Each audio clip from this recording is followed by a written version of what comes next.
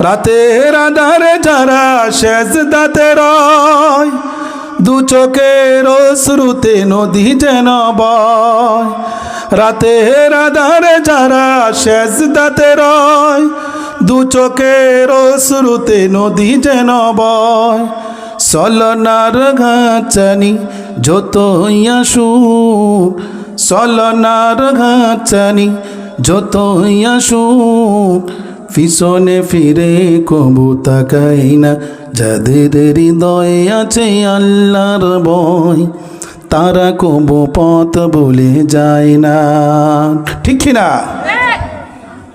সুতরাং যদি কোনো ইমানদার মুমিন মুসলমানের অন্তরে দুনিয়ার কোনো প্রশাসনের ভয় নয়, দুনিয়ার কোনো র্যাব বাহিনীর ভয় নয়, দুনিয়ার কোনো সরকারের ভয় নয়, সমাজের কোনো নেতার ভয় নয়, যদি অন্তরে আল্লাহ তাআলার ভয় রাখতে পারে, যদি অন্তরে আল্লাহ তাআলার ভয় পয়দা করতে পারে, ওই ইমানদার মুমিন মুসলমান কখনোই অন্যায় কাজের সাথে জড়িত হতে পারে না। ঠিক না? আল্লাহ তাআলার তিন বান্দা গুহার ভিতরে আটকে আছে। আল্লাহ তাআলার কাছে দোয়া করে তৃতীয় ব্যক্তি যখন বোনের কাছ থেকে ফিরে আসলো, খারাপ কাজ করে নাই, গুনাহের কাজ করে নাই, ওই বান্দারা যখন ফিরে আসলো, আল্লাহ তাআলার বান্দা আল্লাহ রব্বুল আলামিনের দরবারে যখন কান্নাকাটি করে দোয়া করতে লাগলেন, আল্লাহ রব্বুল আলামিন তাদের দোয়া কবুল করে পাথরটা 3 ভাগ পর্যন্ত সরিয়ে দিয়েছেন। বলেন না সুবহানাল্লাহ। পাথরটা যখন 3 ভাগে সরে গেল, 3 ব্যক্তি গুহা থেকে তারা বের হয়ে গেলেন। মুসলমান বন্ধুরা আমার, গভীর মনোযোগ দিয়ে শুনেন। এই ঘটনাটা আপনাদের সম্মুখে কেনই পেশ করলাম, আপনাদের সম্মুখে কেনই বর্ণনা করলাম?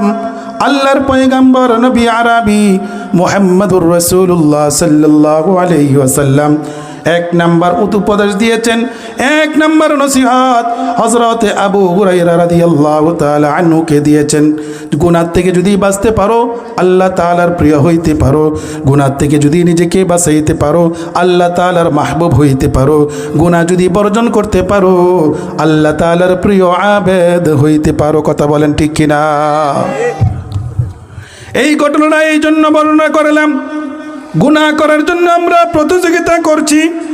গুনাহ করার জন্য মানুষের টাকা পয়সা খরচ করা লাগে কি লাগে না? কথা বলেন না কেন? গুনাহ করতে টাকা পয়সা খরচ করা লাগে কি লাগে না?